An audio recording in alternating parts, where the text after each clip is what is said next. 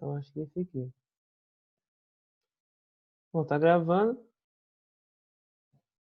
Então, eu acredito que tá gravando.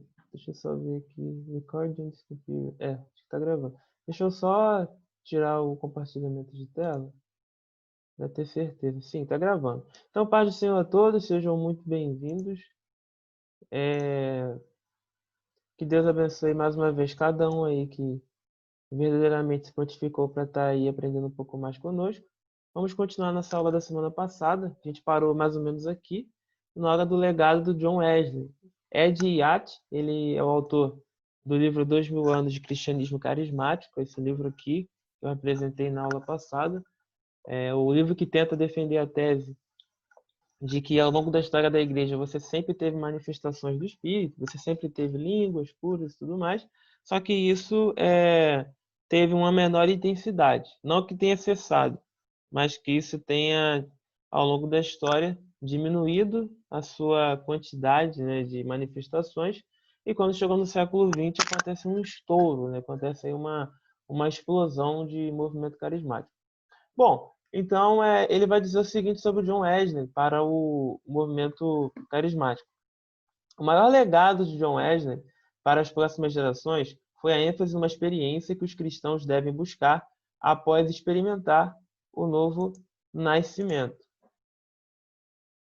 Ele se refere a essa segunda experiência como sendo a perfeição cristã ou santificação total. Então é aí que vai entrar o ponto hoje que eu não comentei na aula passada. Já tinha informação demais, eu não queria deixar vocês confusos. Wesley desenvolve uma doutrina, claro que ele extrai da Bíblia. Quando a gente diz que uma pessoa desenvolve a doutrina, não é que a pessoa está inventando coisa na Bíblia, não é isso.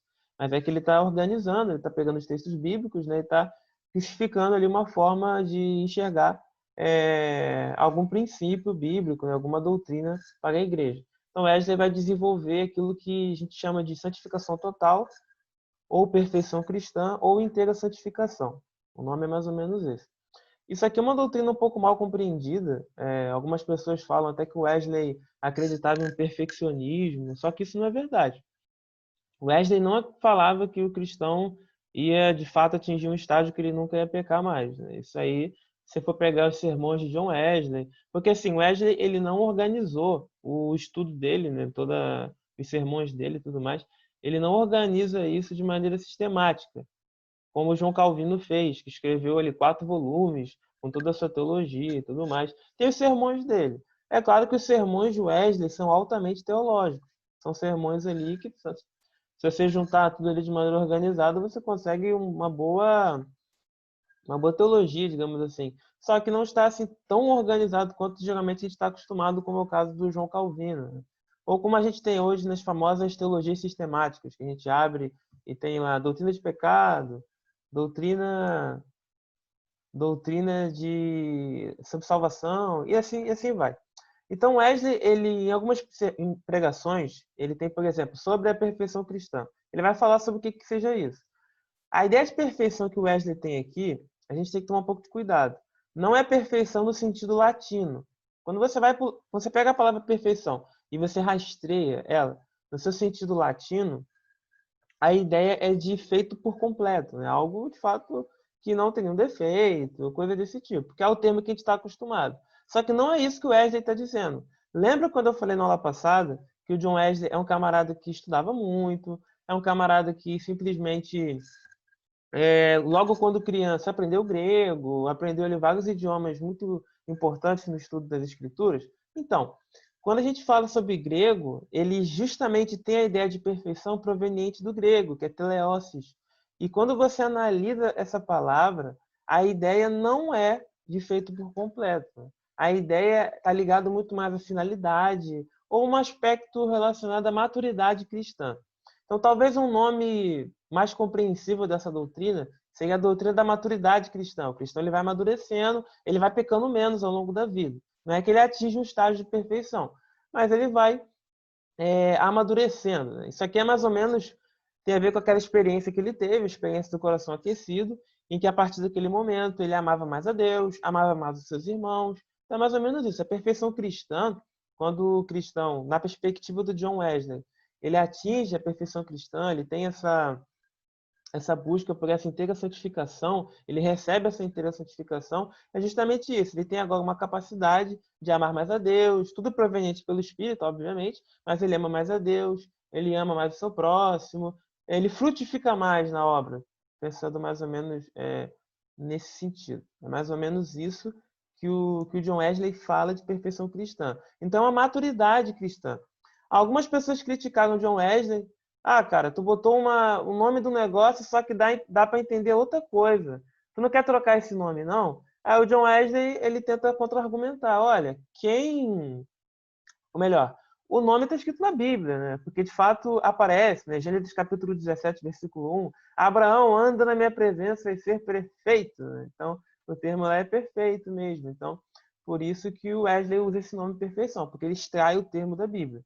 Justamente por isso que ele mantém isso. Mas não é uma perfeição de, eu não vou pecar mais. Não é isso. É uma maturidade, é um enchimento do Espírito, para que a pessoa de fato tenha uma vida mais próxima de Deus, uma santificação completa, né? Como o próprio nome já sugere, uma inteira santificação.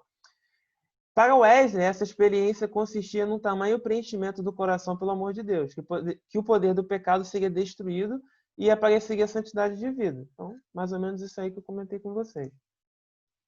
Seguindo. A ideia de uma operação da graça após a regeneração não havia sido enfatizada desde o quarto século. E aliada à abertura para experiências, ao mesmo tempo pessoais e espirituais, ela se tornou um fator importante para estabelecer o estágio do movimento pentecostal e carismático do século XX. Por esse motivo, o historiador pentecostal Vincent Sinai se referiu a Wesley como o pai do movimento pentecostal. Nem todo mundo concorda com isso, tá? Mas o Vincent Sinai ele se referiu ao Wesley dessa forma. Tá bom? Então é mais ou menos essa a ideia. Eu espero que vocês tenham compreendido, tá? A ideia do Wesley não é que o camarada vai parar de pecar, não é isso. Mas é como ele mesmo falou anteriormente. Ele vai agora ter um amor mais a Deus, um amor mais ao próximo, vai frutificar mais na obra de Deus. Essa é a ideia da inteira santificação ou perfeição cristã. O nome para John Wesley é esse.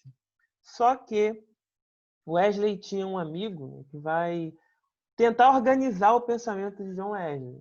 E aí ele vai dar um nome diferente para essa doutrina. E é aí que a gente entra no famoso John Fletcher, esse camarada que está aqui. Eu não peguei uma foto tão boa dele, né? Mas, bom, não é uma foto, é um desenho, né? Porque não tem um viajante do tempo que está tirando essas fotos aí enviando para a gente, né? São artes que tentam ilustrar ali os personagens da época, né? Bom, o John Fletcher, ele era um amigo de Wesley e um teólogo sistemático do metodismo primitivo. O que é isso? É o camarada que tentou organizar o que o Wesley está ensinando. É como se simplesmente surgisse um pastor aí que criasse um movimento e aí esse pastor não organizou as doutrinas que ele está ensinando. Aí surge uma outra pessoa que está organizando o pensamento desse pastor. Isso que é sistematizar, é você organizar em sistemas, mais ou menos o que essa pessoa está dizendo. Wesley chegou a escolher para ser o seu sucessor, mas ele faleceu em 85. O Wesley ainda era vivo, então o Fletcher não conseguiu ser o seu sucessor, porque não foi essa vontade de Deus. Antes de mais nada, Wesley nunca quis criar uma nova denominação. E são os pontos importantes, porque às vezes a gente tem a ideia de que as denominações, que os camaradas estão querendo dividir a igreja e coisa do tipo. Não, não é bem assim. Os camaradas estão aí pegando, mas às vezes, por algumas questões, eles acabam de fato criando uma denominação. Por exemplo, no caso do Wesley. O Wesley, lembra que a gente está na Inglaterra? Você está na Inglaterra, só que a área que hoje compreende mais ou menos os Estados Unidos era a colônia da Inglaterra. Só que os Estados Unidos entra em independência. Então, para pensar comigo. Imagina que você é um colono da Inglaterra, que você foi lá para os Estados Unidos. Aí você começou a pregar lá os ensinos bíblicos, né? Mas com a interpretação e organização do John Wesley. E aí você está pregando e aí você coloca como nome da igreja o mesmo nome que a igreja lá da Inglaterra. Só que a gente se declarou independente da Inglaterra. Então, assim, isso não faz sentido.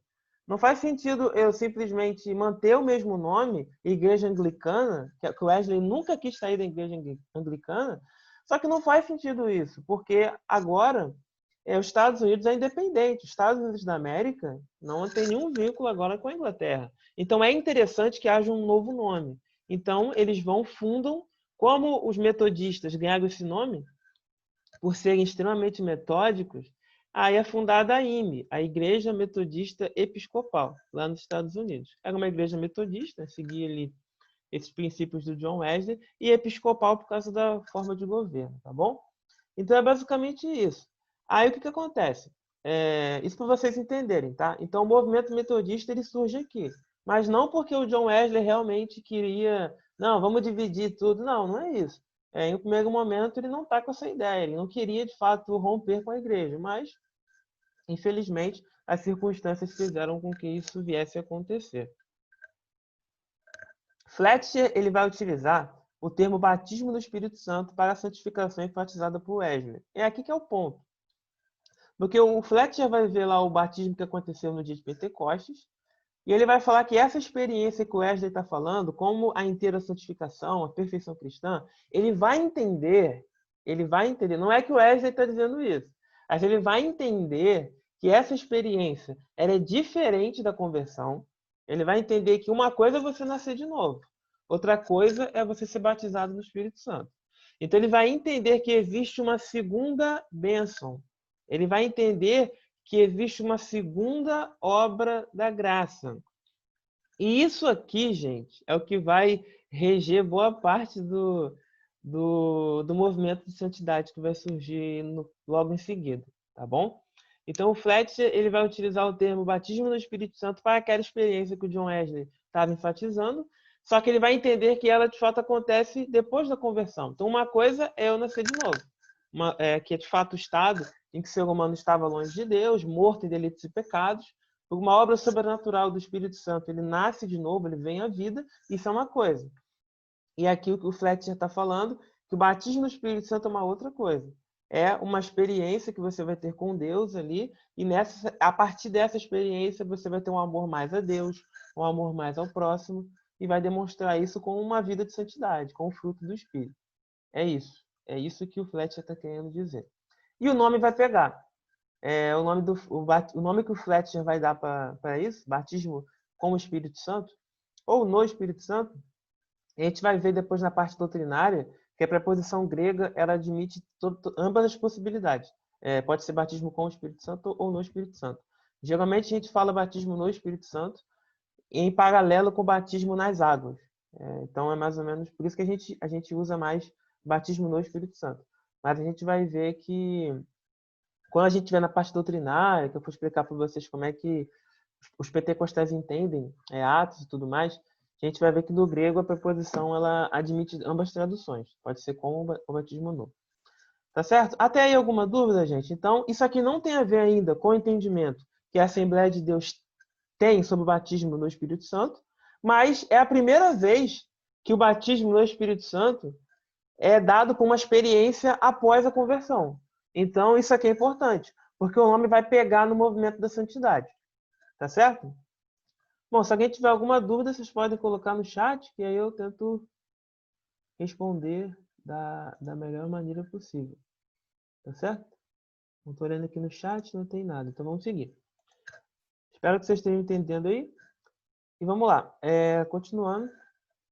Se alguém tiver com vergonha assim, de botar no chat, você pode ter uma opção aí que você pode mandar a pergunta só para mim, só para eu ver. Tá certo?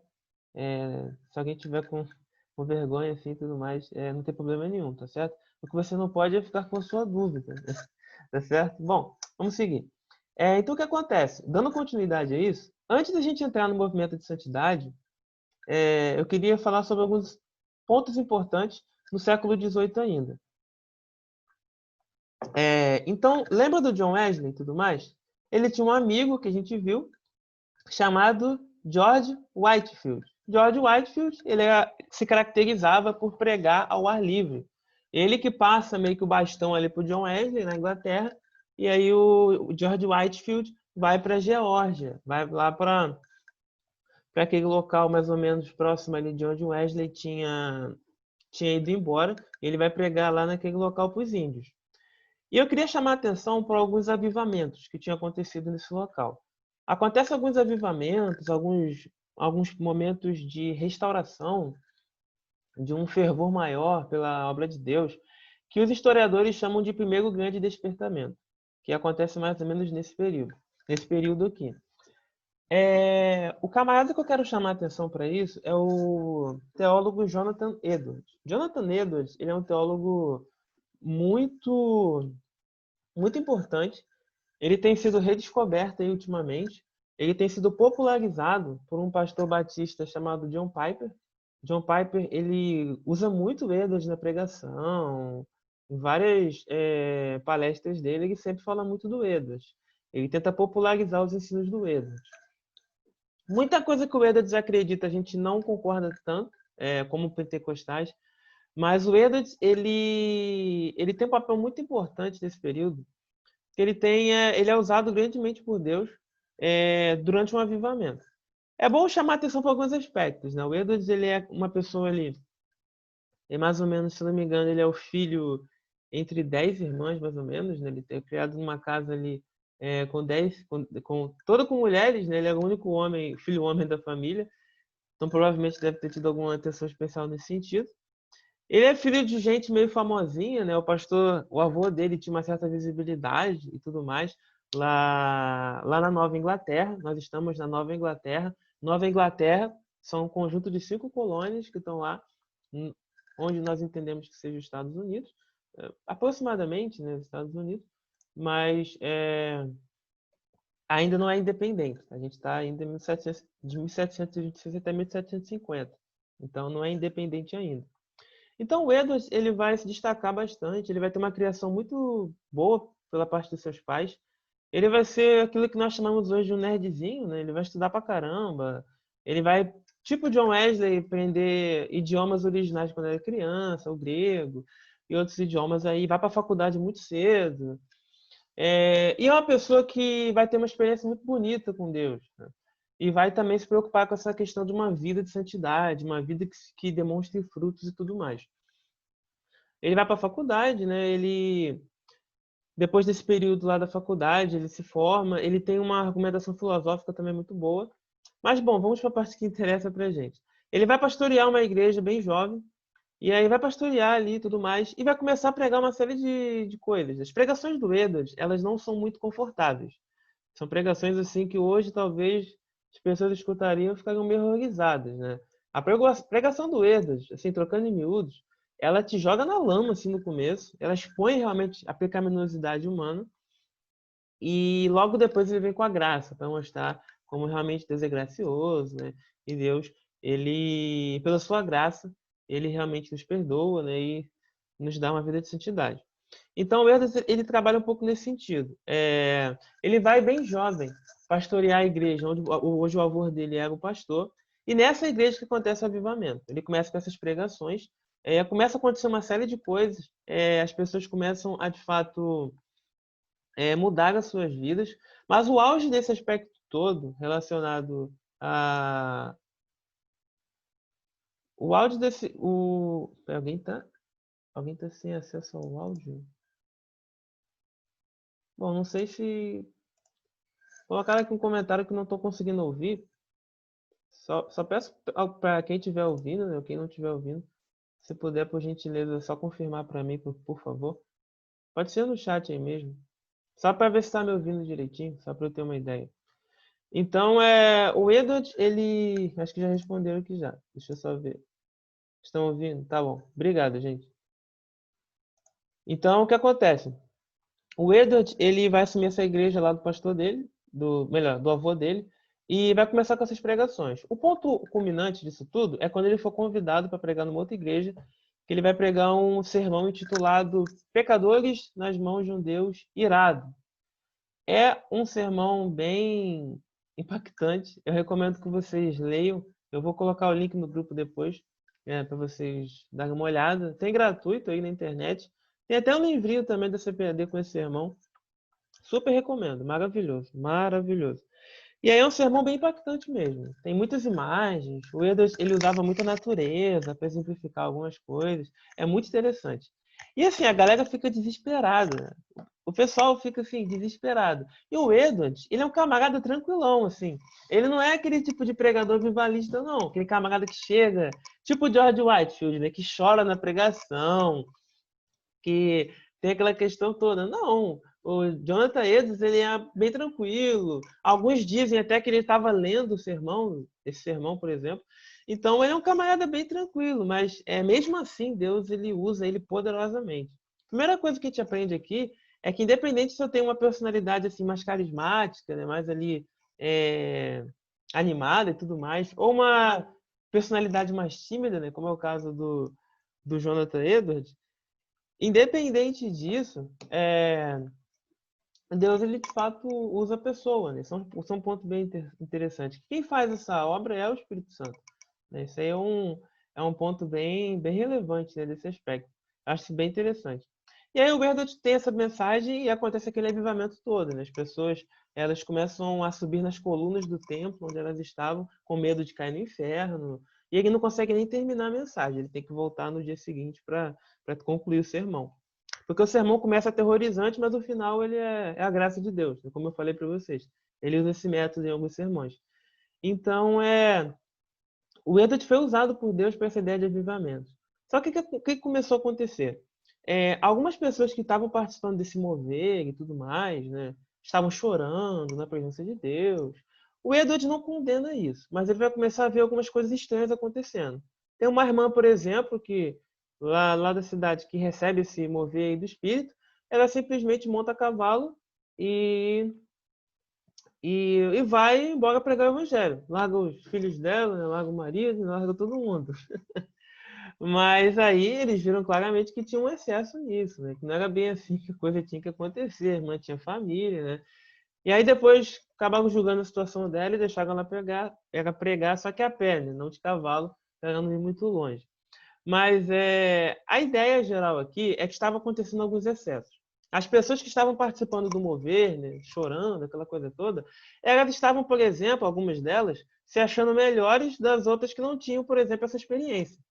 Às vezes acontece isso no meio pentecostal, né, nos dias de hoje. Algumas pessoas, às vezes, que manifestam alguns dons, algumas coisas assim, às vezes acabam se achando melhor do que aqueles que não têm.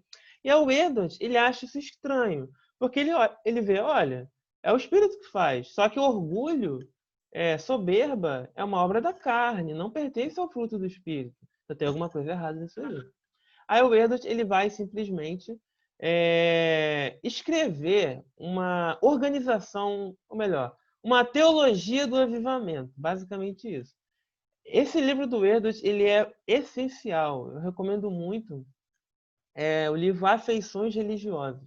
Ele vai trabalhar 12 sinais, sinais que não são confiáveis para uma verdadeira espiritualidade e sinais que são confiáveis para uma verdadeira espiritualidade.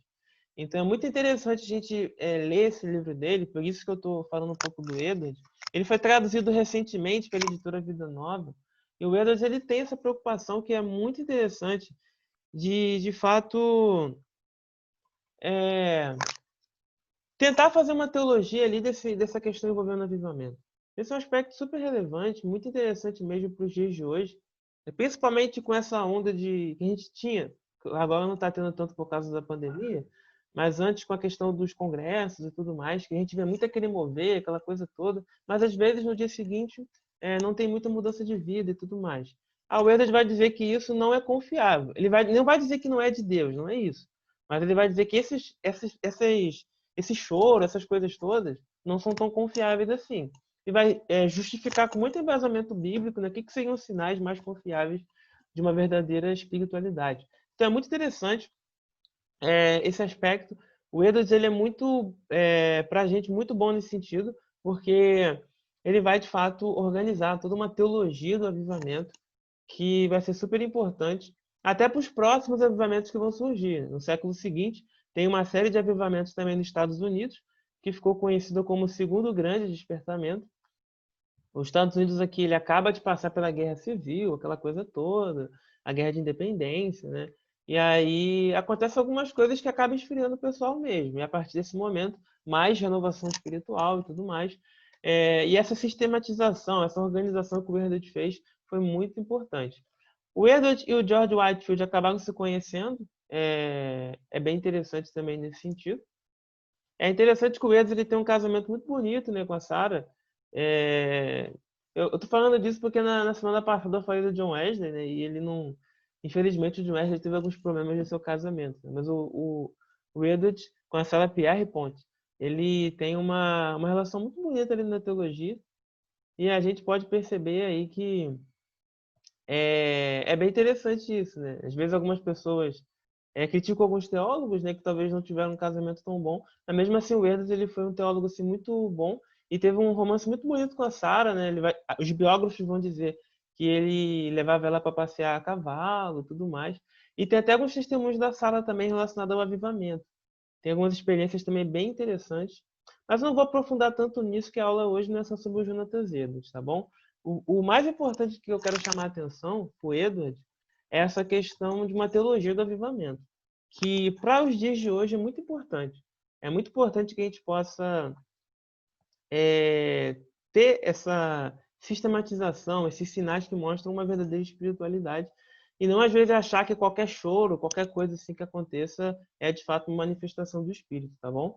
Então, super recomendo a obra Afeições Religiosas. Eu não estou com ela aqui, mas é bem fácil de vocês pesquisando aí no Google, vocês acham onde pode conseguir adquirir. É muito bom e super recomendo a leitura. Bom, vamos continuar então. Eu fiquei muito tempo no Edwards, mas era necessário. Vamos lá. Falando aqui no movimento de santidade, o movimento Holiness, como era o nome chamado lá nos Estados Unidos. Movimento de santidade ou movimento Holiness é um movimento aí muito interessante. Você tem, assim, é um movimento super diverso, tá bom? É um movimento que você não pode, por exemplo, falar, movimento de santidade acredita nisso aqui. É complicado, porque é um movimento muito amplo, um movimento que não é uniforme. Então, como é que a gente vai tentar trabalhar isso aqui? O movimento de santidade ele vem, de fato, sob influência do metodismo, porque algumas igrejas lá nos Estados Unidos começam a destacar essa questão de santidade, santificação, e aí essas igrejas começaram a pregar isso, são chamadas aí pelos historiadores como movimento de santidade. É por isso que o movimento ganha esse nome. Você tem aqui 3 expoentes que eu gostaria de chamar a atenção. Você tem aqueles que seguem a linha da Phoebe Palmer, que a gente vai ver daqui a pouco, o Charles Finney e o William Catherine Booth, que aqui eu gostaria de falar que é o pessoal que vai se manter. Esse aqui é um exemplo, né, de crentes que mantém os mesmos ensinos do John Wesley. Eles não têm ensinos diferentes, né? A Phoebe Palmer e o Charles Finney, eles vão ter algumas, digamos assim, modificações, né, na teologia do John Wesley. O Finney, muitas modificações. Muitas modificações. O Finney vai modificar bastante. Né? E o William Catherine Booth vão estar mais associados ao metodismo como ele é em sua origem, tá bom? Então, a partir de agora, a gente vai ver o movimento de santidade destacando esses 3 aspectos. Então, é muito importante já, desde o começo, vocês entenderem que o movimento de santidade ele não é uniforme. Isso é super importante, porque às vezes aparecem algumas críticas, que eu já vi em livro, por exemplo, o movimento de santidade afirmava isso aqui. Complicado falar isso, porque ele não é uniforme. Quem do movimento de santidade está falando? Qual é o expoente ali? Então, é sempre bom chamar atenção para isso, que às vezes só acontece em livro, né? Infelizmente. Bom, vamos seguindo. Se vocês tiverem alguma dúvida, gente, vai colocando aí no chat, como eu falei, que a gente vai tentando responder aí da melhor maneira possível. Bom, primeira pessoa que chama atenção é a Phoebe Palmer. Por que ela chama atenção? Por diversos aspectos. O primeiro deles, a líder de um movimento, né, ou o maior expoente desse movimento é uma mulher. E isso, para a época, está chamando muita atenção, porque não era normal. Só que aí você já vê um pouco sobre aquela influência dos Quakers, que pregava a igualdade entre homens e mulheres, e também do movimento metodista. Né? Por quê? Porque a Palmer e o esposo dela era médico, né, e a Palmer era leiga. A Palmer nunca foi ordenada. Então, uma pessoa que nunca foi ordenada e que não tinha formação ali nos moldes da época em teologia e tudo mais para ser um ministro, essa pessoa nunca ia pregar numa época passada, né? Mas pela aquela modificação lá, pela aquela inovação que Deus proporcionou a partir do ministério de John Wesley, a gente percebe agora que os pregadores leigos começam a ter o seu lugar. E o que mais vai acontecer aqui é ter pregador leigo. Muita gente que acaba não tendo ali aquela formação mais rígida ali em teologia, e o camarada ele vai estar pregando e tudo mais. Tá certo? Isso aí é contribuição do movimento metodista, como eu já falei na aula passada.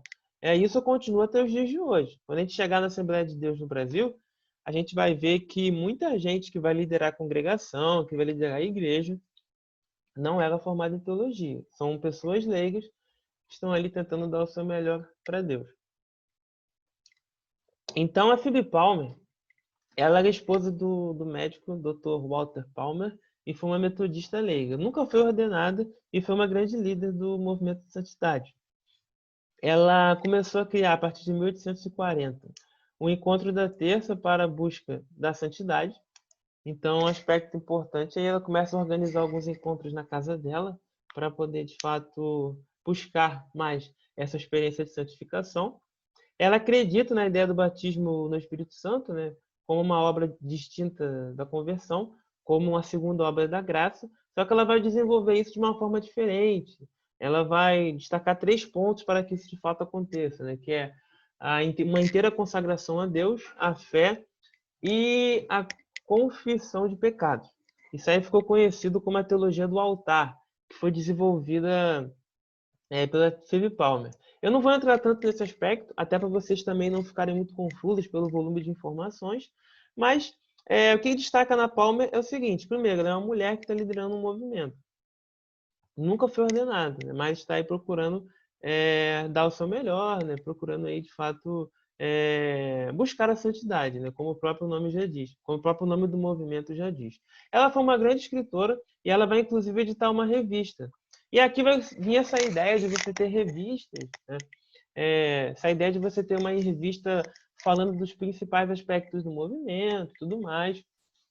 Isso a gente percebe também que influenciou a Assembleia de Deus. A Assembleia de Deus, quando chegar no Brasil, vai ter sua revista também, vai ter 2 jornais principais, que lá na década de 30 vão ser fundidos em um só, que é o jornal conhecido até os dias de hoje como o Mensageiro da Paz, tá certo?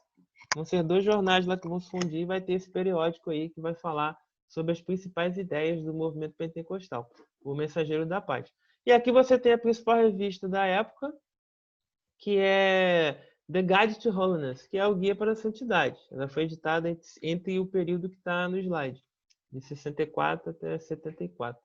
Então, a Palmer é uma escritora, ela é basicamente um grande nome do movimento de santidade, que vai estar aí, de fato, modificando um pouco as ideias do John Wesley e procurando aí, de fato, buscar essa experiência de santificação. Ela vai ministrar em muitos locais, não vai ficar restrita só nos Estados Unidos, né? Você tem Estados Unidos, você tem Canadá e você tem Grã-Bretanha. Muitas pessoas vão se converter a partir do ministério da Phoebe Palmer, muitas pessoas vão se render à graça de Deus, e ela vai popularizar o nome Batismo no Espírito Santo. Por mais que o Fletcher ele crie o nome ainda não era popular. Isso é um ponto importante que a gente vai ver também. Existe aquela pessoa que organiza a doutrina, mas às vezes a doutrina não fica muito bem. E aí vai vir um outro camarada que vai pegar aquela doutrina e vai começar a pregar em cima daquilo ali. E aí ele vai popularizar a doutrina. Tá certo? Então isso também acontece. Acontece com hinos também. O hino Mais Perto, Meu Deus de Ti, por exemplo, ele foi criado, né, pela Sarah Adams. E aí, na época que ela fez, quase ninguém deu bola pro hino. Aí depois um outro moço pega o Lowell Mason, ele pega o hino, aplica uma melodia diferente da melodia original, mantém a letra, mas coloca uma melodia diferente. E aí o hino pega, né? E o hino vira o sucesso que é até os dias de hoje. Mas pode ficar tranquilo que essa história do Mais Perto a gente vai contar com mais calma quando for falar da Assembleia de Deus, que eu vou contar a história de alguns hinos da harpa também, tá bom? Mas é isso que eu já quero chamar a atenção desde o começo. A Phoebe Palmer é uma ministra que não é ordenada, mas aí que vai ter uma influência muito grande sobre o movimento da santidade. Então, é uma vertente desse movimento. E aí o nome batismo no Espírito Santo começa a aparecer e começa a se popularizar na história. Aquela pontinha lá do quadrilátero já está começando a se formar, tá certo? Vamos agora para o Charles Finney. Bom, o Finney, o que acontece? O Charles Finney, ele é aqueles pregadores avivalistas, sabe? Aquele camarada que vai pregar em vários locais, aquela questão toda. Então, ele converteu seus 29 anos e, como eu falei, foi um grande pregador avivalista. Ele foi quem criou o apelo final nas suas pregações, né? O Finney que cria esse costume que nós seguimos até o dia de hoje, né?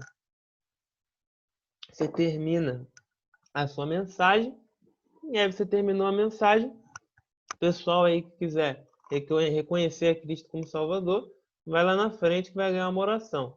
E ele vai criar esse apelo final nas pregações dele, tá certo? Ele vai se afastar do conceito de batismo no Espírito Santo, que o John Fletcher criou lá pro metodismo primitivo, e vai enfatizar um tipo de perfeccionismo. O que seria isso? É aí que vem aquela crítica que eu falei lá no começo. Algumas pessoas criticam o John Wesley que quando ele quis dizer perfeição cristã, não era de fato uma perfeição nesse sentido aqui. Uma perfeição que o camarada não ia pecar mais na vida. Mas não é isso que o John Wesley estava falando. Mas é isso que o Finney está falando. O Finney, ele não vai concordar muito com algumas doutrinas. O Finney também não vai ser formado em teologia. Ele até vai começar a estudar, mas ele não vai concordar muito com o que ele está estudando. Então ele vai ter algumas posturas muito diferentes com aquilo que a igreja vem pregando ao longo do tempo. O Finney vai bater de frente com uma doutrina que a gente vai ver mais para frente na parte sobre as doutrinas, que é a ideia da depravação humana, depravação total. O Finney vai bater muito de frente com isso e ele vai simplesmente... Sim, Finney era advogado, sim. Finney era advogado, né? E depois ele acaba se convertendo, né? Como texto, como eu coloquei no texto. E também ele não, como eu falei, é um camarada aí que vai começar até a estudar um pouco nos seminários e tudo mais, mas vai discordar muito das doutrinas. E vai bater de frente com a doutrina da depravação total. Ele não vai concordar muito com ela, não vai ver essa depravação total do ser humano e vai achar que o ser humano não nasce com tanta maldade assim. E aí o que vai acontecer? É aí que está um aspecto aí um pouco complicado. O que vai acontecer? Se você tem uma doutrina sobre pecado fragilizada, a sua doutrina de salvação automaticamente ela vai também sofrer consequências disso. Assim, a doutrina de pecado tem uma influência interessante na doutrina de salvação. Porque se o ser humano, as consequências do pecado não são tão graves, a salvação não vai ter, digamos assim, uma extensão tão sublime, tão sobrenatural como ela teria. Então, o Finney ele vai trazer à tona uma teologia que, como eu falei aqui, né, discordava da doutrina da depravação total. Tinha mais algum... Não, deixa assim. Ele discordava da doutrina da depravação total, né, como eu falei anteriormente. Ele vai trazer uma doutrina que é conhecida como pelagianismo. O que é isso, meu Deus? É bem simples de entender, gente. A ideia é uma controvérsia que acontece lá logo no começo da igreja. E logo no começo não, né? Mais ou menos ali no século IV, século V. Com Agostinho de Hipona, o Santo Agostinho, o famoso Santo Agostinho, e o Pelágio. E aí eles vão ter um certo problema nesse sentido. O Pelágio ele vai entender que o ser humano ele nasce com graça suficiente para que ele possa, a partir de seus próprios méritos, se chegar a Deus. E o Finney vai se aproximar um pouco dessas ideias de Pelágio. E vai transmitir isso nas suas mensagens. E aí vai ter um certo problema que isso vai gerar consequências mais para frente. Porque como o Finney vai discordar disso, isso a gente vai ver mais para frente, que a Assembleia de Deus não concorda. A Assembleia de Deus, por mais que na declaração de fé não utilize o nome depravação total, a ideia de pecado lá é que, de fato, o pecado atinge o ser humano com uma extensão tal que ele, pelo seu próprio esforço e mérito, não consegue se chegar a Deus. A gente vai ver isso na declaração de fé mais para frente. Então, a gente discorda desse pensamento do Finney nesse sentido. E o problema disso é que muitas pessoas vão ressuscitar essas ideias dele e ressuscitam até os dias de hoje. Muitas pessoas, principalmente nos púlpitos, né, vêm com uma mensagem muito antropocêntrica, muito centrada no homem, justamente por negligenciar os efeitos que a queda causou, como se o homem, pelo seu próprio esforço, pelo seu próprio mérito, ele consegue ser chegar a Deus. Então, assim, é aquilo. Se a minha doutrina de pecado diz que o pecado não é tão grave assim, automaticamente a salvação vai ser uma coisa mais próxima de um esforço humano. E automaticamente a questão do batismo no Espírito Santo vai levar a um perfeccionismo. Por quê? Porque se o efeito do pecado ele não é tão grande assim na minha vida, então eu posso atingir um estágio de impecabilidade. Eu posso atingir um estado em que eu não peco mais. Eu simplesmente sou completamente santo, né? Santo aí no sentido de que o camarada não comete mais nenhum tipo de pecado. Então, o Finney vai se afastar muito da teologia de John Wesley, vai se afastar muito de outros aspectos também aí relacionados à doutrina da salvação. O John Wesley levava isso aqui tão a sério. A gente vai, quando eu for explicar essa parte para vocês mais para frente, o John Wesley levava isso aqui tão a sério que ele falava que se tu não acredita na doutrina da depravação total, você não é nem cristão, você é um pagão. Ele usava, é mais ou menos isso que ele fala. Ele, de fato, levava essa doutrina muito a sério, tá certo? E outras pessoas também que a gente vai ver, outros teólogos também, tá certo? Que vão concordar com esse ponto. Então, a gente vai trabalhar isso mais para frente, mas é bom já deixar bem de cara que o Finney, de todos esses que eu vou falar, seja Philip Palmer, seja o Exército da Salvação daqui a pouco, o Finney vai destoar bastante. E muitas pessoas acabam resgatando essas ideias hoje. Então a gente tem que tomar um cuidado. É por isso que é tão importante estudar a história da igreja, para a gente ver de fato esses aspectos. Por mais que o Finney ele foi um pregador avivalista, mesmo ele tendo erros doutrinários, Deus o usou na história. Isso é um ponto importante também. Mesmo o Finney tendo erros, né, tendo algumas coisas aí que a gente não concorda, se afastando bastante, né, de outros aspectos aí, tem muita coisa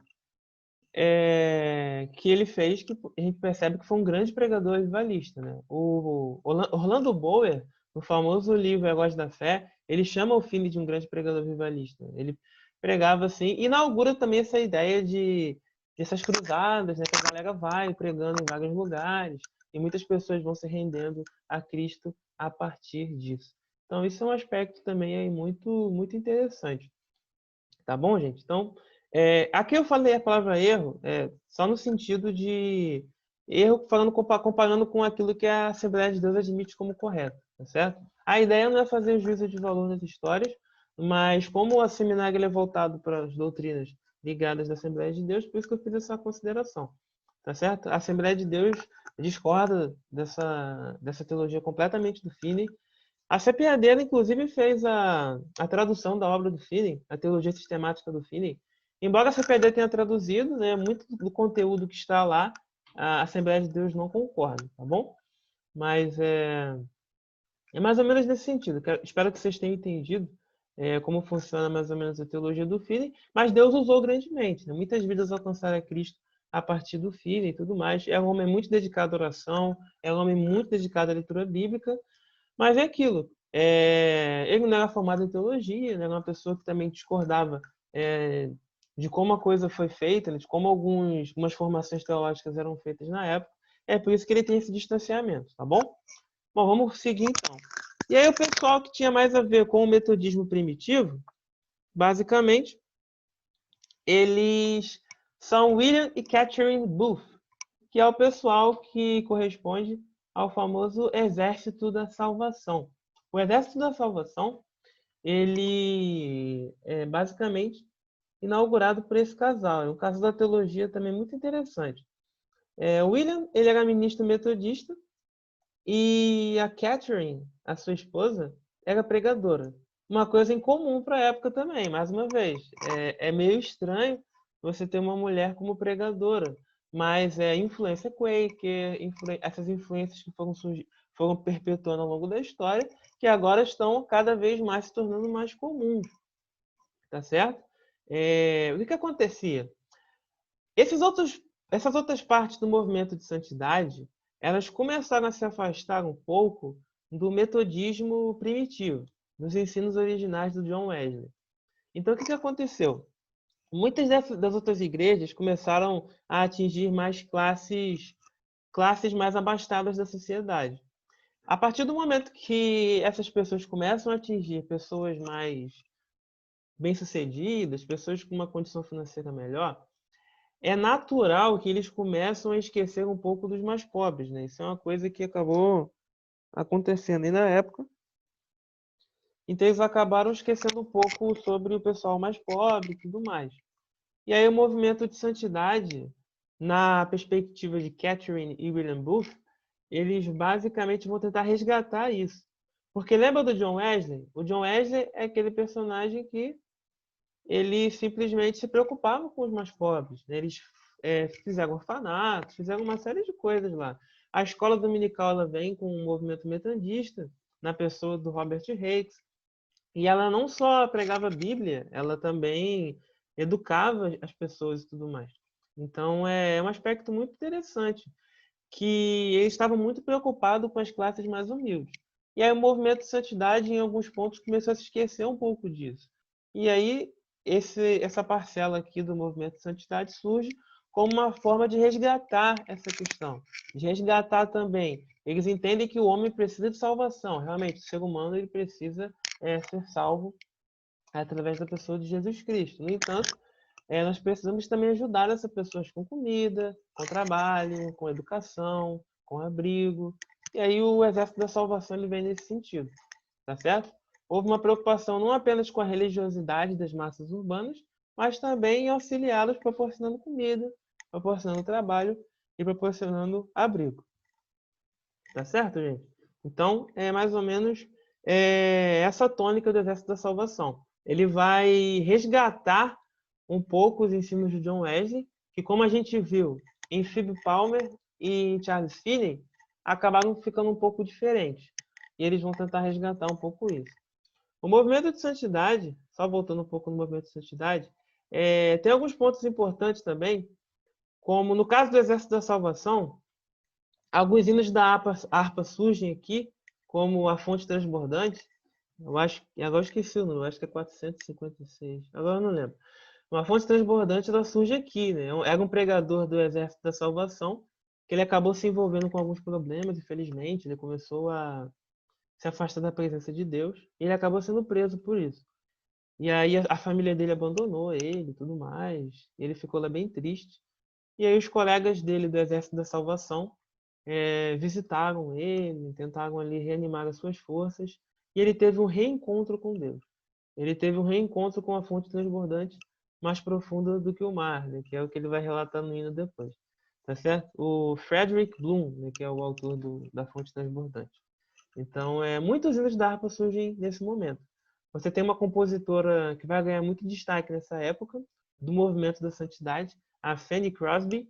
Ela ganha muito destaque, ela vai ser uma pessoa que vai ser muito à frente do seu tempo, até pelas limitações que ela tinha. A Fanny, quando ela era criança, ela acabou tendo um problema nos olhos. Os pais chamaram ali os médicos para ajudar. E aí o médico ele acabou aplicando uma compressa errada nos olhos dela. E aí ela acabou ficando cega permanentemente. E depois ficou órfã também. Mas ela nunca perdeu a sua esperança nesse sentido. E a Fanny tem um encontro com Jesus e tudo mais. E a Fanny vira uma grande compositora, né? Estima-se que ela compôs aproximadamente 8.000 hinos. E ela era cega. Ela era cega. Alguns hinos da harpa cristã são da Fanny, como aquele Na Rocha Eterna, Firmado Estou Eu, o Com Tua Mão, Segura Bem a Minha, e outros hinos também são da Fanny. Ela escreveu muitos hinos aí que impactaram poderosamente a igreja como um todo. O hino dela mais famoso é o Que Segurança, né? Sou de Jesus, que tem como coro Canta Minha Alma, né? Canta ao Senhor. E esse hino não está na harpa cristã, ele está no cantor cristão. Por isso que na Assembleia de Deus ele não é tão conhecido. Mas é muito bonito, né? Muito interessante. Mesmo cega, ela, como é escrito o nome da Fanny, é assim. O nome dela é Frances Jane Crosby. Só que aí o apelido dela, né, era Fanny. É um nome bem feio. Assim, feio não, feio no sentido, feio não, feio é uma palavra ruim, né? É um nome bem difícil, um nome bem complicado para o nosso idioma, para o contexto dos Estados Unidos, era um nome, bem comum, né? Tipo, mas para a gente aqui é meio diferente, né? Seria uma palavra mais adequada. Bom, então é bem interessante. Eu vou entrar mais nisso depois, tá? Dessa parte da Fanny. Eu vou falar bastante coisa sobre ela depois quando eu for falar dos hinos da harpa. Eu vou voltar em alguns dessas pessoas, vou voltar em algumas coisas também quando a gente for falar da harpa cristã. Eu acho muito bonitas as histórias de alguns hinos, até porque alguns desses hinos não foram escritos em contexto muito feliz, tá certo? Alguns hinos foram escritos em contexto de muito sofrimento. E as pessoas realmente usaram esses hinos como uma forma ali de, mesmo na dor, continuar confiando na presença de Deus. Tá bom, gente? Então, isso foi um resumo bem geral do movimento de santidade, tá? É claro que tem muita mais coisa, mas eu não quero sobrecarregar vocês de informação e deixo sempre as bibliografias, né? Você pode ver mais um pouco de 2000 anos de cristianismo carismático. Embora ele não aprofunde tanto, mas também tem algumas informações lá sobre o movimento de santidade, tá bom? Bom, dando continuidade, a gente tem um pregador avivalista muito importante nessa época, que é o senhor D.L. Moody, o Dwight Lyman Moody. É um nome bem complicado, eu vou falar só Moody a partir de agora, porque o nome dele é bem difícil também, tá certo? O Moody ele é um camarada muito interessante, assim, muito interessante mesmo. Ele vai aceitar Jesus, né? Ele é, usando a terminologia que a gente usa mais na Assembleia de Deus, né? Aceitar a Jesus. Ele é vendedor de sapatos em Chicago, que se transformou em um célebre ganhador de almas. Inclusive, na sapataria onde o Moody trabalha, hoje, atualmente, tem uma placa lá. Tem uma placa falando que foi lá onde ele se converteu. Ele estava, de fato, trabalhando, e um certo pregador foi lá e falou com ele, e ali mesmo ele se rendeu a Cristo. É muito bonito, né? Porque esse pregador até fala posteriormente, né, que ele não sabia que ter ganhado essa alma para Jesus traria muitas outras também para o reino. Porque o Muri vai pregar muito, assim, em vários locais. Essa ideia de cruzadas, né, que o camarada vai pregar em vários locais, era muito comum nessa época. Outro costume que eles tinham, que a gente usa também um pouco, assim, hoje não tá tanto não, mas acredito que no passado era mais comum. A ideia de você ter também os cantores, né? Geralmente tinha o camarada da cruzada. Você tem um outro evangelista famoso que eu não coloquei no slide, que é o Daniel Whittle, também autor de hinos da harpa cristã. Ele escreveu Chuvas de Graça e Um Pendão Real. É um major reformado do exército americano, Major Whittle.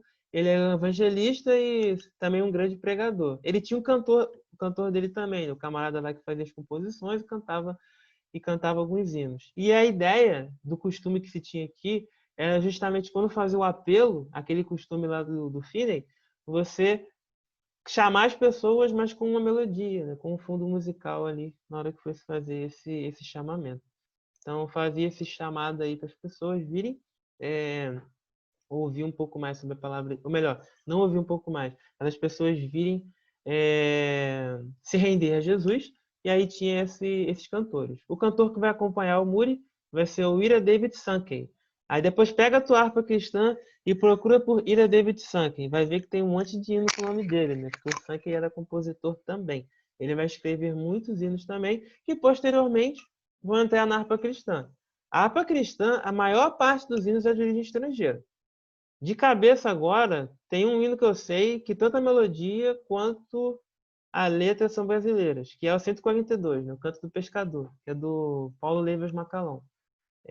Mas é difícil acontecer isso na harpa. É difícil você ter um hino que seja só a melodia e só a letra de um brasileiro. Geralmente, muitos deles são de origem estrangeira. Até porque Daniel Berg, Gunnar Wingre, né? E os amigos dele são pessoas estrangeiras, eles não são brasileiros natos. Mas isso a gente vai falar melhor depois. Então, o Muri, ele vai ser um camarada que vai amar muito pregar pelas almas e tudo mais. É um pregador leigo também, ele não vai ter uma formação assim oficial em teologia. Mais uma vez, contribuição de quem? Movimento Metodista. O Movimento Metodista teve essa contribuição de proporcionar que pessoas leigas pudessem pregar ali a palavra. Ele vai pregar para grandes massas urbanas, de maneira simples, pregações simples. Você pode encontrar algumas delas, muitas delas estão em inglês, né, mas tem algumas poucas em português. Ele vai pregar para grandes massas urbanas de maneira simples e emotiva. O Moody, ele vai também, por exemplo, tem um caso muito engraçado e muito inspirador também, que ele chega numa igreja lá e fala que queria ser professor da escola bíblica dominical. Só que aí o responsável lá falou, olha, a gente está com as classes lotadas. A menos que você chegue aqui com uma classe, eu permito que você possa dar aula. Aí quando chegou no domingo seguinte, o Muri veio com uma série de garotos de rua e falou, agora eu tenho uma classe, eu posso dar aula. Então ele tinha preocupação muito grande com as massas urbanas, com as pessoas mais simples, né? E ele vai ter essa pregação aí muito simples e que vai alcançar muito a vida dessas pessoas. O Muli não vai ter uma pegada social tão forte como o casal Buff, que a gente viu no slide anterior. Ele não vai ter tanta essa preocupação social, porque a ideia mais ou menos é que pregue o evangelho, que as pessoas tenham a vida transformada e que a partir disso as coisas vão se transformar também automaticamente, tá certo? Pontos importantes também sobre o Muli. Como eu falei, ele sai pregando por vários locais, não só nos Estados Unidos, vai para a Europa, vai por vários locais também pregando aí bastante. O Muli ele vai ter contato com uma doutrina que vai também surgir no século XIX. Um outro pregador chamado John Nelson Darby. O Darby ele pertencia a um movimento chamado, Irmãos Plymouth, e nesse movimento o Darby ele acaba sistematizando, organizando a teologia do movimento, e ele chega à conclusão, né, que haveria um arrebatamento secreto, que a igreja seria tirada do mundo e que depois haveria um período de tribulação. E ele cria também um sistema, a forma com que Deus ele vai se relacionando, vai empregando o plano dele através da história, ele organiza isso em dispensações. Ele acredita que Deus administra o seu plano através da história com dispensações. Dispensação aí tem a ideia de mordomia, né? Tipo um mordomo ali. Mas eu não vou entrar muito nesse termo. Esse termo é difícil até de explicar. A gente vai trabalhar isso mais a fundo na parte doutrinária. Eu só estou contando a história para vocês entenderem bem como é que a coisa surgiu. E quando chegar na parte doutrinária, a gente vai trabalhar isso mais a fundo, tá bom? Não vou entrar tanto no mérito, na definição certinha sobre o que seriam essas dispensações. O Darby tem contato com isso, ele cria organiza esse pensamento que ele traz na interpretação dele do texto bíblico, e aí ele acaba influenciando também algumas pessoas. E aí o Moody tem contato com essa ideia também. E o Moody vai gostar muito dessa ideia e vai popularizar a doutrina do arrebatamento secreto. O Moody ele vai pregar em vários locais. Como a gente falou, é um pregador vivalista. Então ele vai começar a popularizar essa ideia nos locais onde ele vai pregar. Inclusive vai criticar quem não concorda com ele. O Charles Finney, por exemplo, ele não acredita nisso aqui. O Charles Finney, ele segue um sistema, uma interpretação, que nós costumamos chamar de pós-milenismo. A ideia é que Jesus vai voltar depois do milênio, né? Só que esse milênio não é 1000 anos literais, né? Seria mais ou menos um estágio de progresso ao longo da humanidade. E aí a humanidade vai progredindo, vai progredindo, vai progredindo, até que depois vem Jesus Cristo e volta. O pós-milenismo é muito popular no século XIX, muito popular. Ele é como se fosse o que o arrebatamento é hoje. O arrebatamento hoje é muito popular. É uma doutrina que tem até filme aí sobre isso. Agora, no século XIX, quem é muito popular é o pós-milenismo. O John Wesley é pós-milenista. O Jonathan Edwards provavelmente também era pós-milenista. Eu disse provavelmente porque alguns discordam. Tem alguns autores que não concordam tanto com isso, como o John Piper, por exemplo. Mas, então eles têm essa ideia de que a sociedade vai sendo transformada e a partir de um certo momento Jesus Cristo vem e implanta o seu reino e tudo mais, né, e volta. Implanta efetivamente o seu reino, até porque o reino já está implantado, né? Mas, bom, isso não vem ao caso. Mas a ideia é mais ou menos essa, tá bom? Do pós-milenismo. O Moody ele é pré-milenista, ele acredita que Jesus volta antes desses 1000 anos. E aí ele também populariza a ideia de um arrebatamento, que é a igreja, um arrebatamento secreto. A gente não usa esse nome secreto, tá? Mas é muito comum, principalmente no meio acadêmico, o pessoal chamar de arrebatamento secreto. Por que é secreto? Porque esse arrebatamento o pessoal acredita, né? Mesmo aqueles que acreditam que Jesus vai voltar, que a igreja vai passar pela tribulação, acreditam num certo arrebatamento, né? Mas não um secreto. Porque o secreto é que vai ser realmente só para o pessoal ali, só para a igreja e ninguém mais, né? E vai ser um grande mistério, né? As pessoas vão sumir aí do nada, a ideia de arrebatamento secreto. Mas a gente vai organizar melhor mais para frente, tá, gente? É só para vocês entenderem como é que essa doutrina se popularizou. Existem outros fatores também. Um camarada chamado Scofield, ele em 1906 cria uma Bíblia, conhecida como Bíblia de Estudo Scofield, e a partir dessa Bíblia de Estudo também é popularizada a ideia do arrebatamento secreto, porque essa Bíblia tinha nota de rodapé. É uma das primeiras Bíblias de estudos ali da época.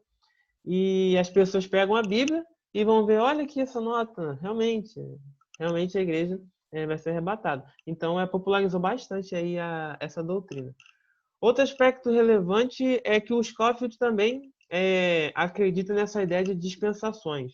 E basicamente é o entendimento do Scofield que a gente prega muito nos seminários, né, da Assembleia de Deus. Se você pegar aí alguns seminários onde tem preparação para obreiros e tudo mais, Assembleia de Deus, você tem as clássicas 7 dispensações, né? Que se você já estudou em algum desses seminários, já deve ter ouvido falar. É com os Scofield que elas são organizadas desta forma. Mas, bom, é mais ou menos isso que eu gostaria de que vocês entendessem. Aí o Moody ele vai fundar lá em Chicago um instituto, o Instituto Bíblico Moody, tá certo?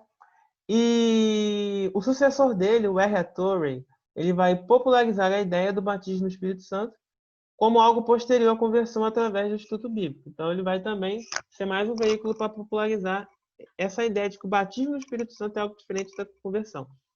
Não é a mesma coisa.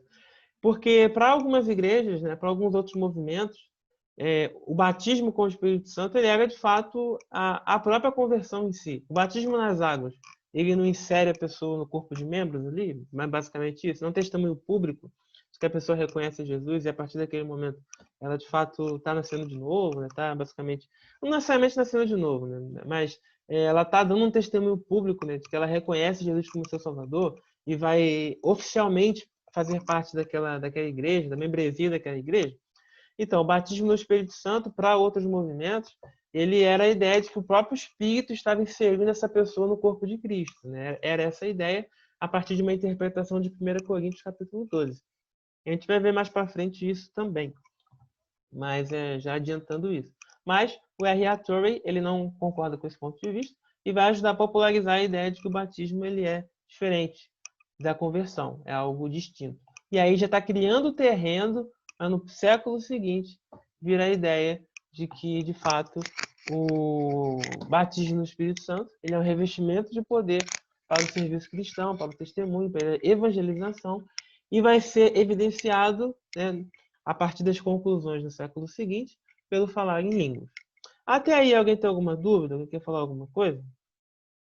Deixa eu ver se no chat tem alguma coisa aqui pra gente.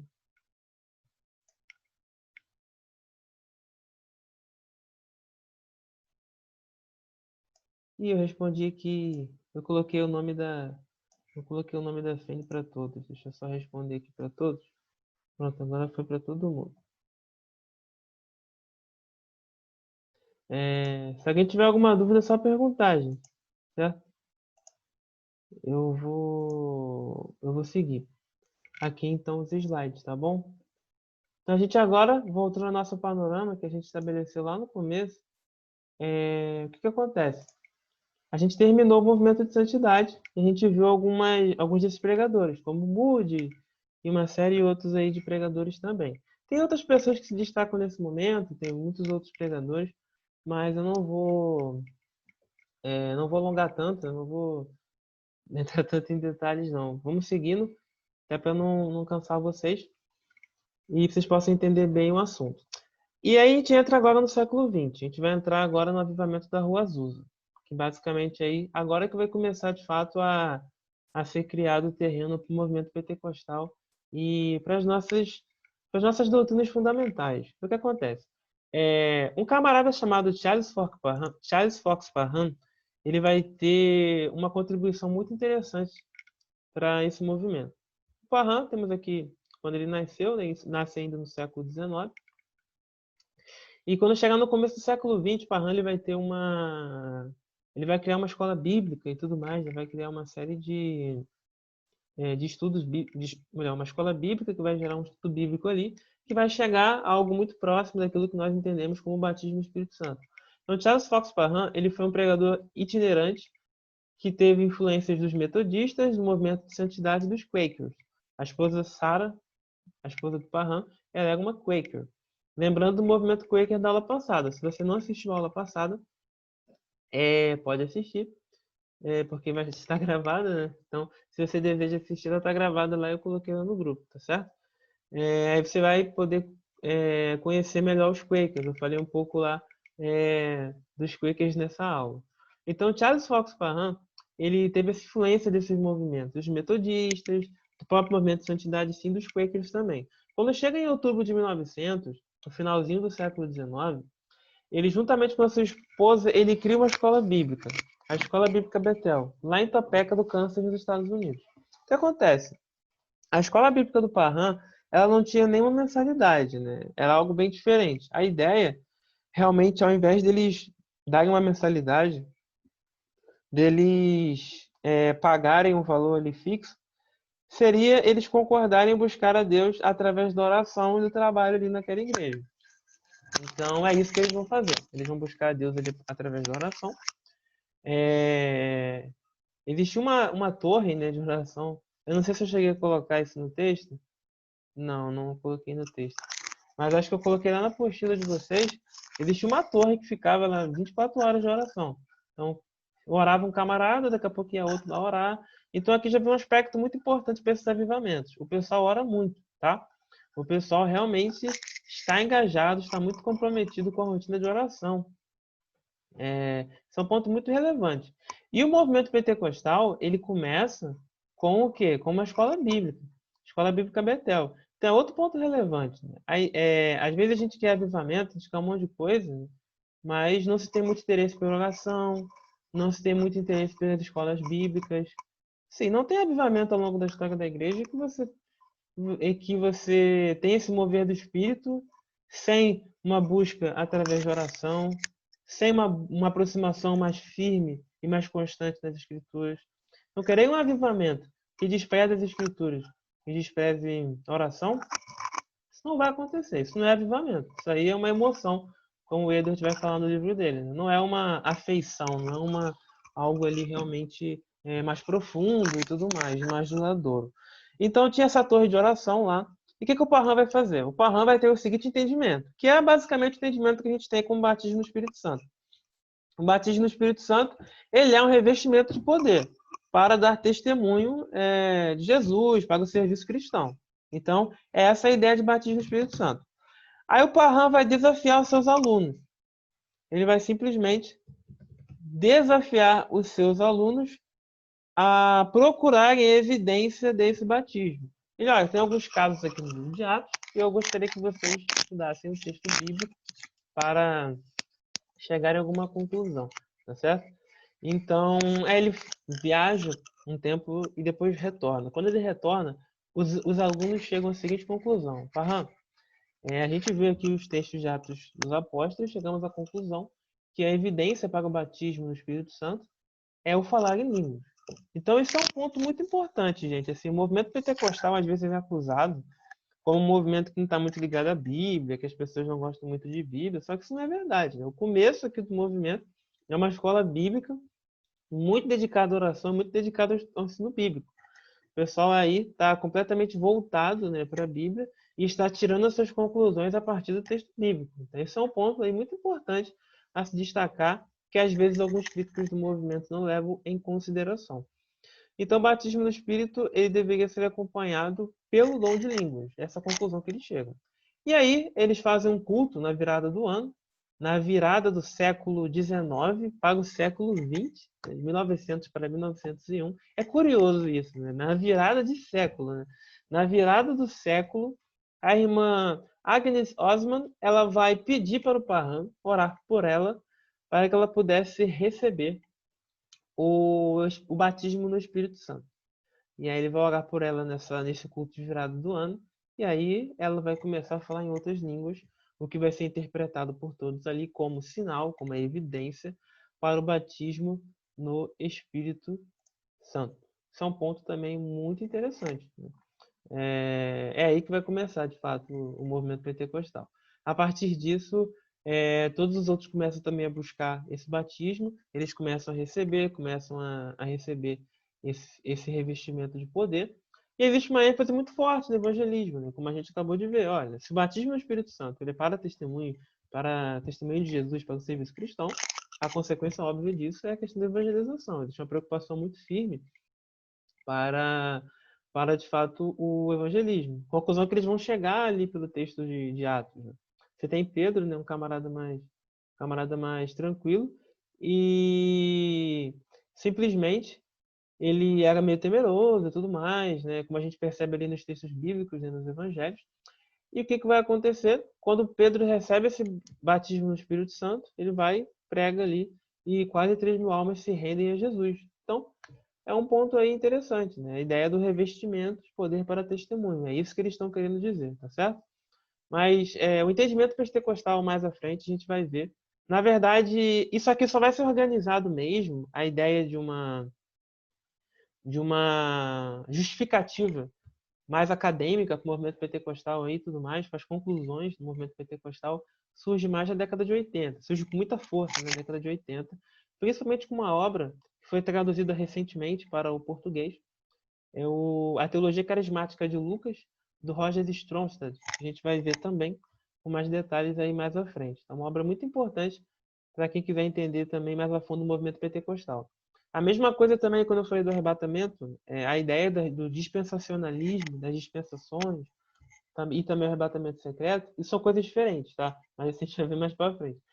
Isso vai ser sistematizado com mais detalhes na década de 20, né, com o Seminário Teológico de Dallas. Eles vão ter essa preocupação mais firme de organizar mais academicamente, com justificativos mais técnicos, tudo mais, né, mais para frente também. Mas, bom, voltando aqui para o caso do Parham, então, há essa situação que a irmã Agnes Osman, ela é batizada no Espírito Santo, e aí muitas pessoas começam a buscar, e o Parham começa a pregar isso em vários lugares.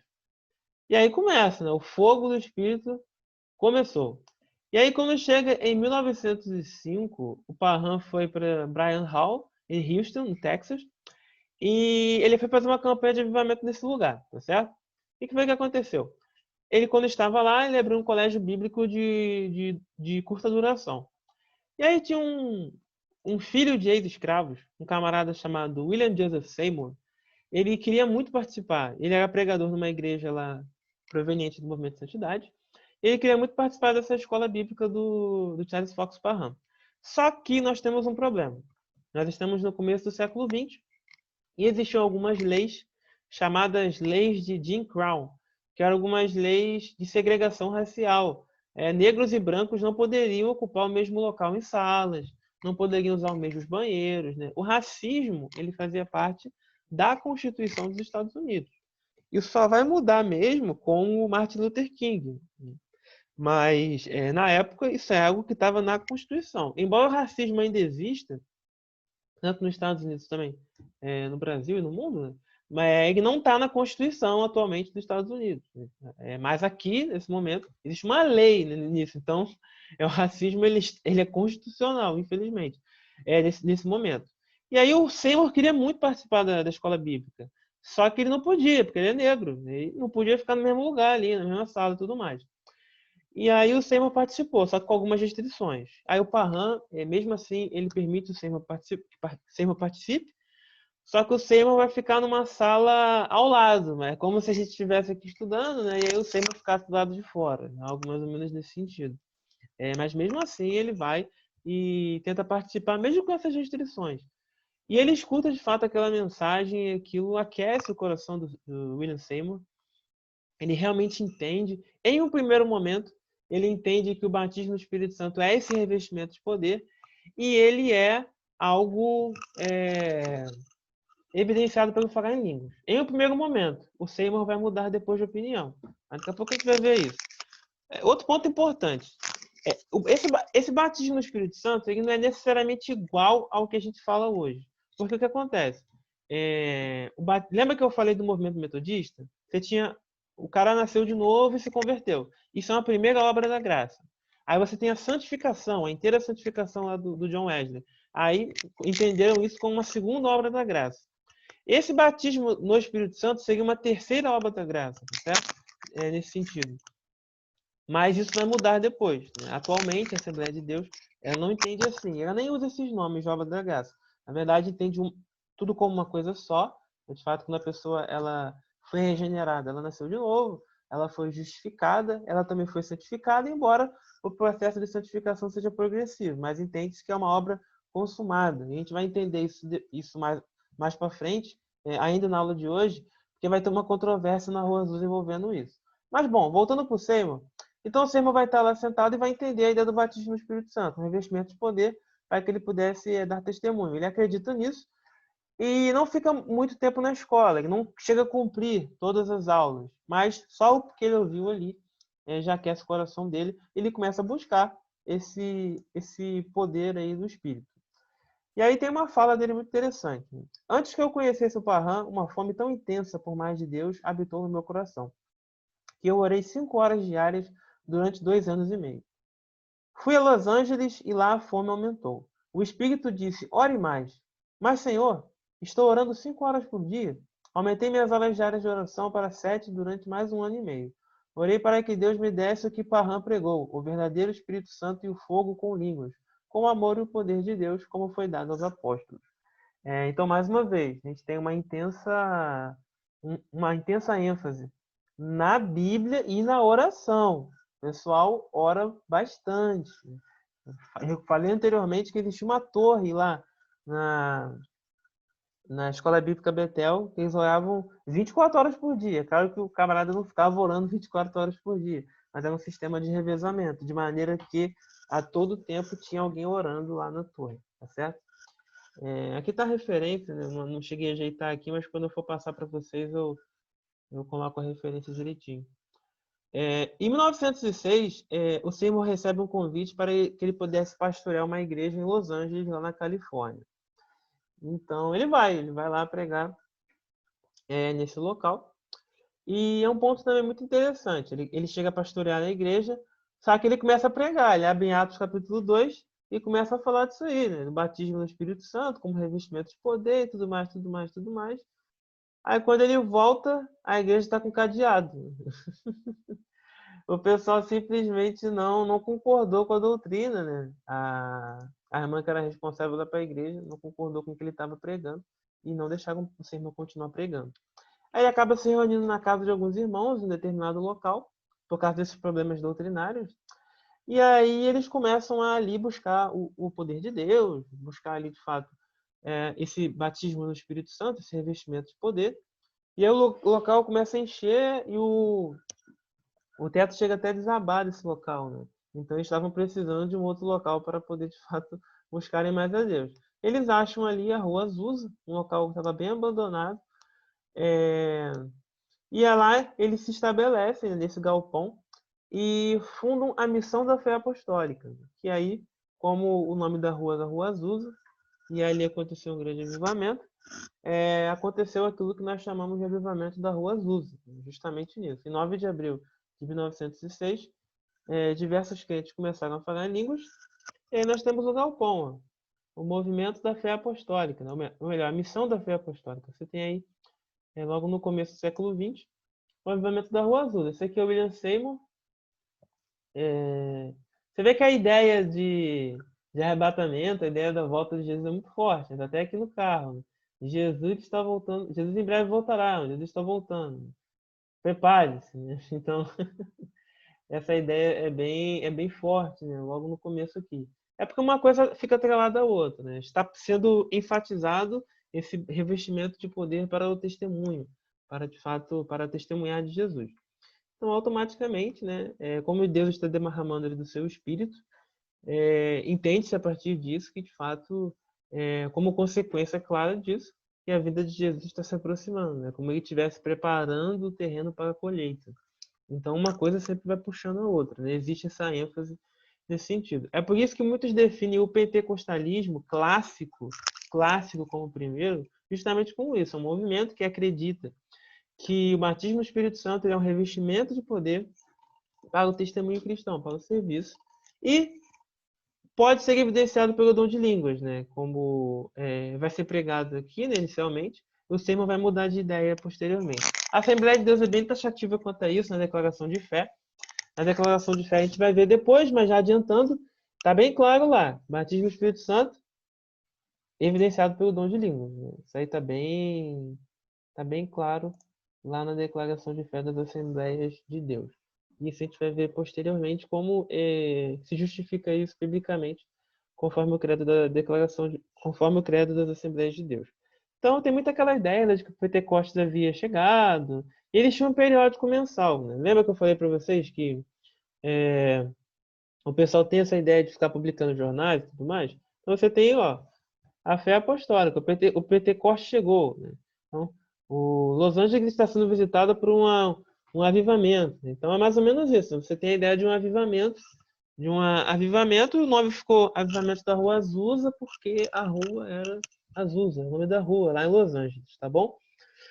O que vai acontecer, né? Azusa, algumas características aí bem interessantes. Primeira coisa, havia muita prática da oração. As pessoas, de fato, buscavam muito a Deus em oração. A gente já viu isso. O Senhor, ele declarou ali que orava muito tempo, né? Isso é até fruto do movimento metodista, dos puritanos também, né? Porque eles tinham muito essa prática, essa disciplina espiritual. O Jonathan Edwards também é um camarada muito disciplinado. Então, essa ideia de você buscar a Deus em oração, tanto tempo, né? Essa ideia de disciplinarmos para a nossa vida espiritual, né? É uma coisa que tem sido um pouco esquecida hoje, né? Se fala muito pouco sobre isso. É importante nós resgatarmos esses aspectos que são muito relevantes, né? Nós buscarmos realmente ali uma prática de oração diária. Isso aí é muito importante, tá certo? Os cultos não tinham uma liturgia definida. Isso aqui é outro aspecto relevante. Porque quando a gente analisa o movimento Quaker, que a gente viu na aula passada, voltando, se você não assistiu a aula passada, ela está disponível lá no YouTube, e lá a gente fala bastante do movimento Quaker. O movimento Quaker, ele era assim, ele não tinha uma liturgia definida, ele era... O pessoal ali ficava em silêncio orando, alguém era impulsionado pelo Espírito e ia pregar. Isso influenciou, ao longo da história, a Congregação Cristã do Brasil, né? Se você já foi a algum culto da Congregação Cristã do Brasil, na hora da pregação você vai ver que a galera está lá orando e tudo mais, e alguém vai se levanta e vai pregar. Não existe um pregador definido, né? Então é mais ou menos assim. Não tem nem como fazer anúncio, né? Que vai pregar o fulano de tal, né? Porque estão orando, né? E um camarada vai lá e levanta, impulsionado ali pelo Espírito Santo, e prega. Então não existe uma liturgia definida, não existe uma liturgia fechada ali para o culto. E a Azusa também era assim. A Azusa não existia uma liturgia fechada. Claramente uma influência Quaker. A gente tem aí. Lembra daquela comunidade Quaker que se formou lá em Filadélfia, né? Posteriormente também na Pensilvânia? Então você tem aí também essa influência que eles geraram ao longo dos Estados Unidos, né? A própria esposa do Parham era Quaker. Então é claro que tem essas influências também chegando por aí. Então, esses cultos, eles não tinham uma liturgia definida, mais ou menos desse sentido. A galera ficava lá orando, orando, orando, orando. Alguém fosse impulsionado pelo Espírito, ia lá e pregava, tá bom? Então a gente percebe, né, que as coisas não nascem do nada, as coisas não são criadas, né? Há uma influência ao longo da história. É por isso que é tão importante nós estudarmos a história da igreja. É muito importante isso para a nossa edificação pessoal e para a edificação da igreja como um todo. O hino favorito deles era o hino 100 da harpa cristã. Mais uma vez, um hino que era estrangeiro e que acabou também sendo traduzido. O hino original é The Comforter Has Come, seria O Consolador Chegou, né? Então foi traduzido na nossa língua como o Bom Consolador. Se você for olhar ali a letra do hino, né, dá bem essa ideia de que o Espírito de fato havia chegado. Eles gostavam muito desse hino justamente por isso. O ponto forte de Azusa é justamente a ideia da igualdade. Porque na época, eu já falei, existia leis de segregação racial, as leis de Jim Crow. E agora você tem um lugar negros e brancos juntos. Ninguém sendo discriminado pela sua cor ou pela sua condição social. Você tem negros e brancos juntos buscando a Deus para poder cumprir os seus desígnios, cumprir os seus propósitos. Então, tem uma frase de um jornalista que frequentava a Rua Azusa, o Frank Barterman, inclusive a frase que abre o capítulo lá na apostila: a segregação racial foi apagada pelo sangue de Jesus. Muito bonito isso, glória a Deus. É de fato muito interessante. Como a segregação racial havia sido apagada, havia sido de fato eliminada pelo sangue de Jesus. De fato, a ideia aqui é que em Cristo nós somos unidos, em Cristo nós somos um, e não há negro, branco, índio, brasileiro, africano, não, todos nós somos um em Cristo. Então também tem uma influência Quaker isso, a gente viu lá nos Quakers, que na comunidade que eles fundaram não havia escravos e tudo mais, a gente percebe isso daí, isso é um ponto importante, e isso vai impactar a Assembleia de Deus logo no começo, a Assembleia de Deus logo no início, vão ter pessoas muito humildes, pessoas muito pobres, né? Pessoas muito discriminadas e marginalizadas. E é muito interessante, você vai ter algumas pessoas também que eram negras, provavelmente ou eram filhos de escravos ou próprios escravos ali que ainda estavam vivos. E agora essas pessoas estão com seus ternos, com suas gravatas, pregando que Jesus Cristo salva, que Jesus Cristo cura, que Jesus Cristo batiza do Espírito Santo e que Jesus Cristo em breve voltará. Isso aí é um aspecto muito interessante do movimento pentecostal, como ele dá voz às identidades marginalizadas, né? As mulheres eram desprezadas e agora elas estão se destacando, elas estão pregando, elas estão fazendo isso, tá certo? Não vou entrar aqui no mérito doutrinário dessas coisas, só destacando o que foi acontecendo no movimento. E um dos pontos fortes de Azusa é isso, é justamente essa igualdade que foi muito forte, né? Para a época isso aqui não existia, né? A ideia de você ter pessoas realmente que não fossem discriminadas pela sua cor, não fossem discriminadas pelo seu gênero nem por nada, é algo realmente maravilhoso. Bom, aqui tem uma frase do Seymour que destaca bem essa ideia de igualdade lá da Rua Azusa. Nenhum instrumento que Deus pode usar é rejeitado por causa da sua cor, de suas vestimentas ou falta de educação formal. É por isso que Deus edificou tal obra. O mais doce de tudo é a harmonia amorosa. Glória a Deus, né? Muito bonito isso. Se pregava muito a ideia de uma harmonia amorosa, que de fato ninguém pode ser rejeitado por causa da sua cor, por causa das suas vestes ou por causa da falta de uma educação formal. A gente percebe isso no avivamento da Rua Azusa. Há uma clara influência Quaker aqui, né? E uma influência também metodista, né? Porque o camarada ele pode não ter uma educação formal, pode não ser também um pregador ali formado, mas ele está pregando, ele está aí falando que Jesus salva, que Jesus Cristo é o Salvador do mundo, tá bom? Seguindo, aí teve um declínio da Rua Azusa. A Rua Azusa ela não durou muito tempo. Lá em 1911 ela já está bem desestruturada, né? Vai virar só uma congregação ali ligada ao Seymour. Depois o Seymour morre, depois a esposa do Seymour vai assumir a congregação e depois que ela morre, o prédio acaba sendo demolido posteriormente e vira um estacionamento.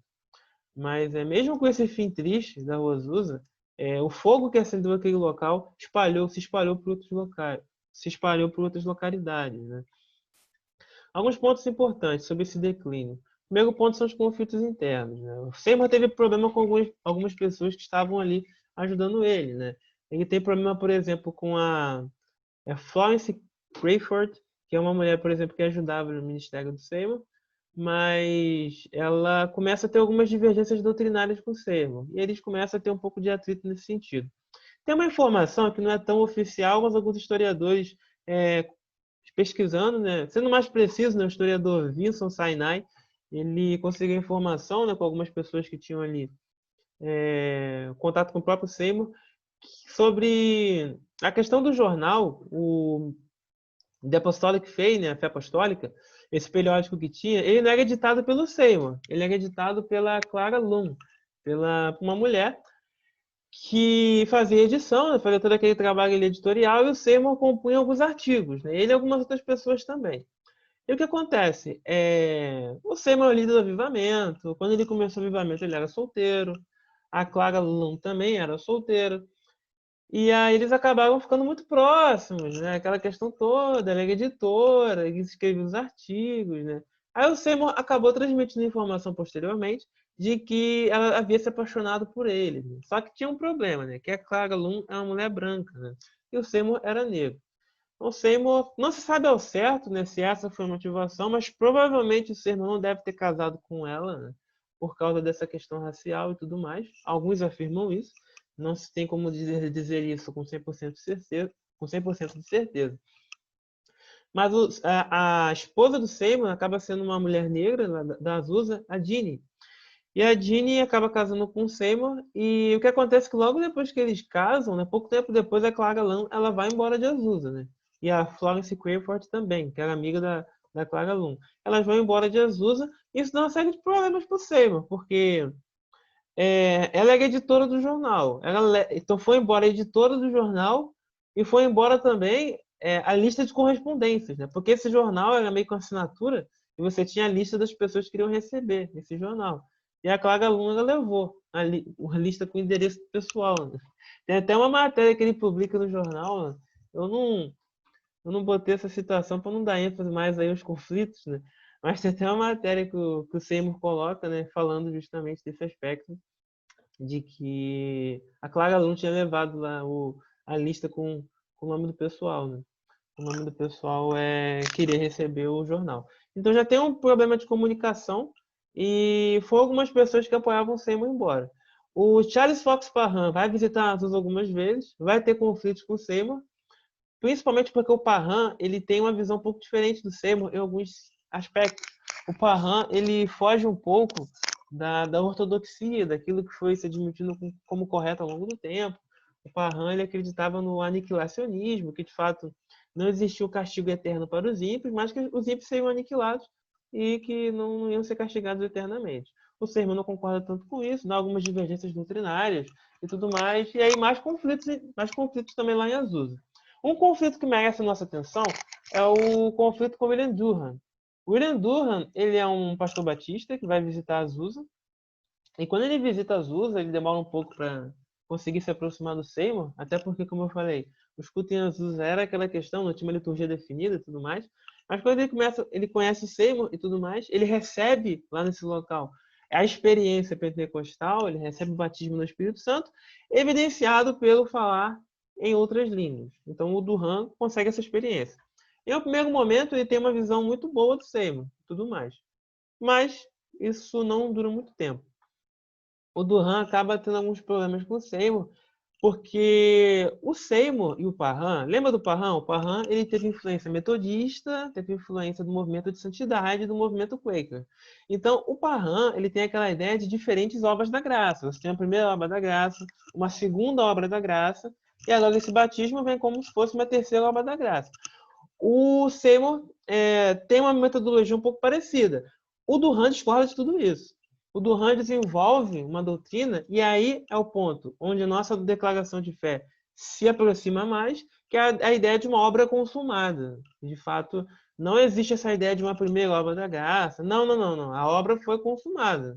Você nasceu de novo, você foi justificado, foi declarado justo, foi adotado por Deus, teve uma nova natureza e foi santificado, né? Embora esse processo de santificação vai progredindo ao longo da vida, transformando o seu caráter à semelhança do caráter de Jesus. Mas isso aí é uma obra consumada no entendimento do Parham. E o batismo no Espírito Santo ele entra não como algo associado a isso, mas o batismo no Espírito Santo entra como um revestimento de poder para dar testemunho de Jesus, para o serviço cristão. Ele entra como isso, nesse sentido.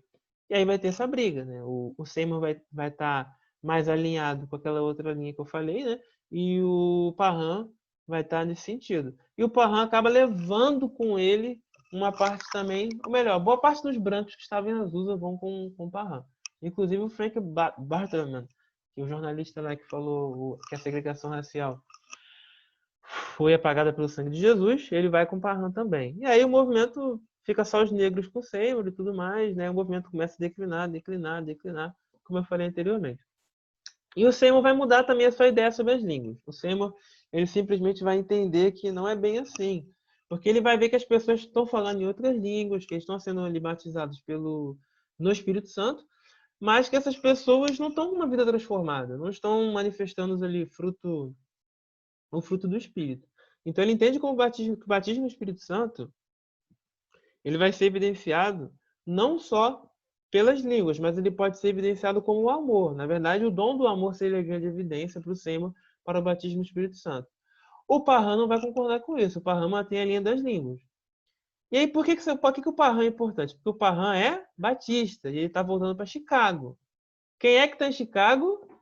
Daniel Berg, né? O camarada que é um dos fundadores da Assembleia de Deus. Né? Daniel Berg é batista, né? Batista que veio lá da Suécia e nessa época estava morando nos Estados Unidos. Né?